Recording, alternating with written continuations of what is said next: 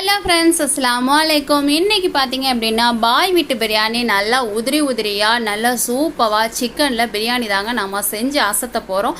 இந்த மாதிரி இன்க்ரீடியன்ட்ஸ் நீங்கள் சேர்த்திங்கன்னா எப்படியாப்பட்ட பிரியாணியும் நல்லா சூப்பராக வாசமாக வீடே மணக்குங்க. அதை தான் நாம் இன்றைக்கி ட்ரை பண்ண போகிறோம். இன்றைக்கி பார்த்தீங்க அப்படின்னா கரெக்டாக 1.5 கிலோ அளவுக்கு அரிசி எடுத்திருக்கேன். பாஸ்மதி ரைஸ் எடுத்துக்கோங்க. இந்தியா கேட் சூப்பராக இருந்தது, அதை தான் நான் இன்றைக்கி எடுத்திருக்கேன். அதுக்கு தேவையான பொருளெல்லாம் பார்த்துடலாம். ஃபஸ்ட்டு பார்த்திங்க அப்படின்னா ஒரு சட்டியை நல்லா சூடானதுக்கப்புறம் 250 ml ஆயில் சேர்த்துக்கோங்க. 200 ml கீ சேர்த்துக்கோங்க. நெய்யை முதல்லே அவ்வளோத்தையும் விட்டுறக்கூடாது. 2 டீஸ்பூனாக மட்டும் தான் விடணும், அப்போ தான் நல்லாயிருக்கும். அதில் கருவாப்பட்டை, ஏலக்காய், லவங்கம் இதெல்லாம் நல்லா சேர்த்துக்கோங்க. பிரிஞ்சி எல்லாம் 2 சேர்த்துக்கோங்க. இதை நல்லா சூடு ஆனதுக்கப்புறமா 1.5 கிலோ அரிசிக்கு 3/4 கிலோ வெங்காயம் எடுத்துருக்கேங்க. இதை ஸ்லைஸாக கட் பண்ணி இந்த மாதிரி சேர்த்துக்கோங்க. ஆயில் சூடானதுக்கப்புறமா வெங்காயம் தான் சேர்த்துட்டு அதுக்கப்புறம் தான் நம்ம இஞ்சி பூண்டு சேர்க்கணும். ஃபஸ்ட்டே ஆயிலே நீங்கள் இஞ்சி பூண்டு பேஸ்ட்டு சேர்த்திங்க அப்படின்னா இஞ்சி பூண்டு பேஸ்ட் சேர்த்த உடனே எண்ணெய் எல்லாமே செதறிடும், நம்மளுக்கு தேவையான ஆயில் அதில் இருக்காது. அதனால் வெங்காயத்தை முதல்ல சேர்த்துட்டு அதுக்கப்புறமா நீங்கள் இஞ்சி பூண்டு பேஸ்ட்டு சேர்த்துக்கோங்க. பிரியாணிக்கு வாசனை கொடுக்குறதே இஞ்சி பூண்டு பேஸ்ட்டு தான். அதை நீங்கள் இஞ்சி பூண்டு பேஸ்ட் ஃப்ரிட்ஜில் ஸ்டோர் பண்ணது நீங்கள் யூஸ் பண்ணிங்க அப்படின்னா அவ்வளோவா மனம் இருக்காதுங்க. இப்போ பார்த்தீங்க அப்படின்னா பிரியாணி போடுறதுக்கு ரீசெண்டாக அரைச்ச இஞ்சி பூண்டு பேஸ்ட்டு நீங்கள் சேர்த்திங்க அப்படின்னா தான் நல்லா வாசமாக இருக்கும்.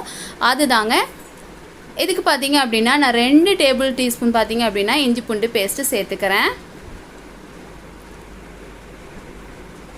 இப்போ பார்த்தீங்க அப்படின்னா இஞ்சி பூண்டு பேஸ்ட்டு, வெங்காயம் இதை நல்லா வதக்கி எடுத்துக்கோங்க. நம்மளுக்கு சிக்கனில் தான் நாம் இன்றைக்கி பிரியாணி போட போகிறோம். சிக்கன் ஈஸியாக ஒரு பாயில் ஆகக்கூடிய பொருள். அதனால் நாம் முதல்ல பார்த்தீங்க அப்படின்னா வெங்காயம், தக்காளி எல்லாமே நல்லா வதங்கினதுக்கப்புறமா சிக்கனை போடலாங்க. இதுக்கு பார்த்தீங்க அப்படின்னா 300 கிராம் அளவுக்கு தக்காளி சேர்த்துக்கிறேன். இந்த மாதிரி குட்டி குட்டியாக கட் பண்ணிட்டு அதையும் நல்லா சேர்த்துக்கோங்க. இஞ்சி பூண்டு பேஸ்ட்டு, வெங்காயம், தக்காளி இதெல்லாம் பார்த்தீங்க அப்படின்னா நல்லா வதக்கிக்கோங்க. இதுக்கு பார்த்தீங்க அப்படின்னா நல்ல வாசனைக்கு இயற்கையாகவே கிடைக்கக்கூடிய நம்மளுக்கு ஒரு பொருள்னா பிரியாணிக்கு வாசனை சேர்க்கக்கூடியதுன்னா புதினா இலை தான். இது புதினா இலை மல்லியில் 1 பங்கு போட்டுக்கோங்க, 1 கைப்பிடி சேர்த்துக்கோங்க. புதினா இலை 3 கைப்பிடி சேர்த்துக்கோங்க. அதுதான் பிரியாணிக்கு மனமே. அதில் 4 பச்சை மிளகாவையும் சேர்த்துக்கோங்க. வெங்காயம், தக்காளி இதை நல்லா பார்த்தீங்க அப்படின்னா நல்லா வதக்கி எடுத்துக்கோங்க. இது நல்லா வெந்ததுக்கு அப்புறமா நாம் சிக்கனை சேர்க்க போகிறோம். நான் கரெக்டாக 1.5 கிலோ அரிசிக்கு 1.25 கிலோ சிக்கன் எடுத்துருக்கேங்க. இதே நல்லா பார்த்தீங்க அப்படின்னா நல்லா ஒன்றோடு ஒன்று நல்லா மிக்ஸ் ஆகிற மாதிரி நல்லா கலந்து விட்டுக்கோங்க.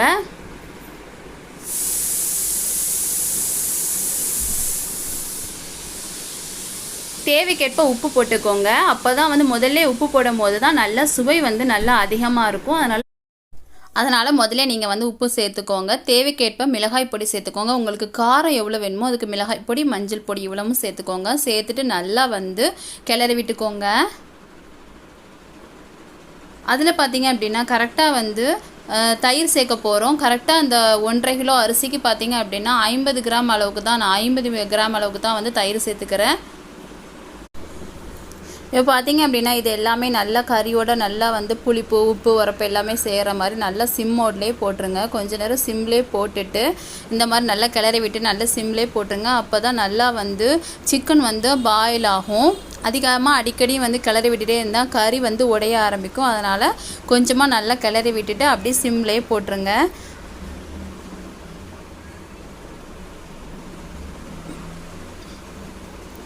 இப்போவே நம்ம முதல்லே உப்பு போட்டால் தான் சிக்கனில் சீக்கிரமாக அந்த உப்பெல்லாம் நல்லா பிடிக்கும்.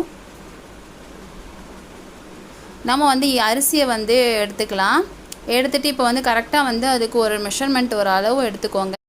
உங்கள் வீட்டில் இருக்கிற ஏதாவது ஒரு பாத்திரத்தை எடுத்துக்கோங்க. அதுக்கு கரெக்டாக பார்த்தீங்க அப்படின்னா எவ்வளோ அளவுக்கு அந்த பாத்திரத்தில் அரிசி இருக்குன்னு பார்த்துக்கோங்க. எனக்கு இதில் கப்புக்கு 1.5 கப்புக்கு இருந்தது. நான் கரெக்டாக 3 கப் அளவுக்கு தண்ணி வைக்கணும்.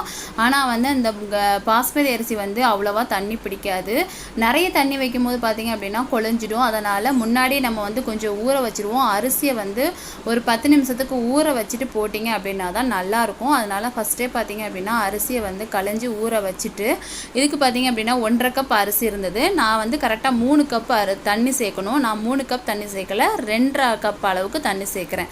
கம்மியாக தண்ணி சேர்த்தாதான் அரிசி குலையாமல் இருக்கும். கரெக்டாக பார்த்தீங்க அப்படின்னா 1.5 கப் அரிசிக்கு 3 கப் சேர்க்கணும். நாம் 2.5 கப் அளவுக்கு தண்ணி சேர்த்துக்கிறோம். ஆல்ரெடி பார்த்தீங்க அப்படின்னா அரிசியை வந்து நல்லா வாஷ் பண்ணிட்டு ஊற வச்சுருந்தாச்சு. ஊற வச்ச அரிசி தான் நம்ம போட போகிறோம். நல்லா வந்து தண்ணி கொதிக்கணும். அது வரைக்கும் நீங்கள் வந்து மூடி போட்டுருங்க.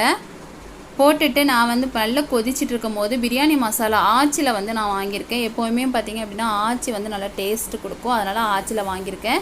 10 ரூபா மசாலா வாங்கிட்டீங்க அப்படின்னா ஃபுல்லாக சேர்த்துடாதீங்க, கம்மியாக சேர்த்துக்கோங்க. ஏன்னா நம்ம ஆல்ரெடி வந்து மிளகாய் பொடிலாம் சேர்த்துருக்கோம். அதனால் காரம் வந்து அதிகமாகிடக்கூடாது. நீங்கள் வந்து பாதி பாக்கெட் சேர்த்துட்டு டேஸ்ட்டு பண்ணி பார்த்துட்டு நீங்கள் சேர்த்துக்கோங்க. நான் இப்போ வந்து பாதி தான் சேர்த்துருக்கேன். இது நல்லா வந்து இப்போ நல்லா கொதிச்சிடுச்சு. இப்போ தான் நாம் வந்து ஊற வச்சுருக்கிற அரிசியை வந்து இதோட சேர்க்க போகிறோம்.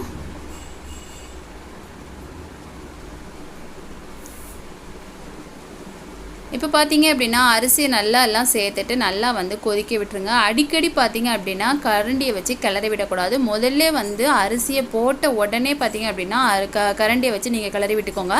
அடிக்கடி கிளறிட்டே இருக்கும் போது அரிசி வந்து உடைய ஆரம்பிக்கும். அதனால் முதல்ல பார்த்தீங்க அப்படின்னா கிளறி விட்டுக்கோங்க. இப்போ வந்து 200 ml நெய் வந்து கொஞ்சம் கொஞ்சமாக ஆட் பண்ண சொல்லியிருக்கேன். ஃபஸ்ட்டு வந்து முதல்ல ஆட் பண்ணிட்டோம். இப்போ வந்து இந்த ஸ்டேஜில் நம்ம வந்து பார்த்தீங்க அப்படின்னா கொஞ்சம் கொஞ்சமாக ஆட் பண்ணிக்கோங்க.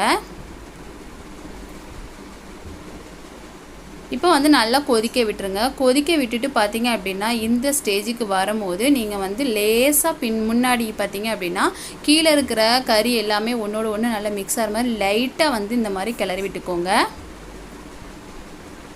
இப்போ வந்து முதல்ல வந்து நம்ம கலர் கொடுக்க போகிறோன்னு சொல்லியிருந்தேன். ஃபஸ்ட்டு பார்த்தீங்க அப்படின்னா எல்லோ கலர் சேர்த்துக்கிறேன். லைட்டாக வந்து சேர்த்துட்டு அதில் கொஞ்சமாக தண்ணி விட்டு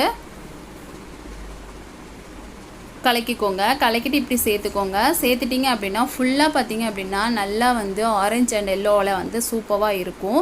இந்த கலர் மட்டும் சேர்க்க போகிறதில்ல, நம்ம இன்னொரு கலரும் நம்ம சேர்க்க போகிறோம். இப்போ பார்த்தீங்க அப்படின்னா ஒயிட்டு, ஆரஞ்சு, எல்லோ அந்த மாதிரி கலராக இருந்த மாதிரி இருக்கும். இப்போ வந்து நாம் தம்மில் போட போகிறோம். இப்போ மீதி இருக்கிற நெய்யெல்லாம் சேர்த்துட்டோம். சேர்த்துட்டு இப்போ ரெட் கலரை வந்து சேர்க்க போகிறோம். ரெட் கலர் வந்து ஒரு பிஞ்ச் அளவுக்கு எடுத்துக்கோங்க. சேர்த்துட்டு அதே மாதிரி கொஞ்சமாக தண்ணி சேர்த்துக்கோங்க. சேர்த்து நல்லா கரைச்சிக்கோங்க. கரைச்சிட்டு இப்போ வந்து பார்த்திங்க அப்படின்னா நாம் வந்து எந்த இடத்துலையுமே நம்ம வந்து பெரட்டக்கூடாது. இப்படி நல்லா வந்து முதல்ல வந்து ஃபுல்லாக வந்து நல்லா பெரட்டி விட்டுட்டு லாஸ்ட்டாக தான் நாம் வந்து இந்த கலரை வந்து சேர்க்க போகிறோம். கலர் சேர்த்ததுக்கப்புறமா நீங்கள் பெரட்டி எதுவுமே விடக்கூடாது. அப்படின்னா எல்லா இடத்துலையுமே ஆகிடும். இது வந்து ஒரு குறிப்பிட்ட ஒவ்வொரு ரைஸில் மட்டும் கலராக இருக்கிறதுக்காக இப்படி லாஸ்ட்டாக ஃபைனலாக கொஞ்சமாக கலர் சேர்த்து விட்டுட்டு அப்படியே நீங்கள் தம்மில் போட்டுருங்க. இப்போ வந்து உள்ள வரைக்கும் போகணுன்றதுக்காக லைட்டாக வந்து நான் அப்படி லைட்டாக எடுத்து மட்டும் விடுறேன். இப்போ பார்த்தீங்க அப்படின்னா பாதி வந்து ஆரஞ்சு கலரில் இருக்கும், பாதி பார்த்தீங்க அப்படின்னா ரெட் கலரில் இருக்கும். நல்லா கலராக சூப்பராக இருக்குங்க. இப்போ ஃபைனலாக வந்து நாம் வந்து தம்மில் போட போகிறோம். இப்படி ஏதாவது வெயிட்டை தூக்கி வச்சுடுங்க. சிம் மோடில் வச்சுட்டு நல்லா வெயிட்டை தூக்கி வச்சிட்டிங்க அப்படின்னா சூப்பரான பிரியாணி ரெடிங்க. இந்த வீடியோ உங்களுக்கு பிடிச்சா லைக் பண்ணுங்கள், ஷேர் பண்ணுங்கள், சப்ஸ்கிரைப் பண்ணுங்கள். தேங்க்ஸ் ஃபார் வாட்சிங்.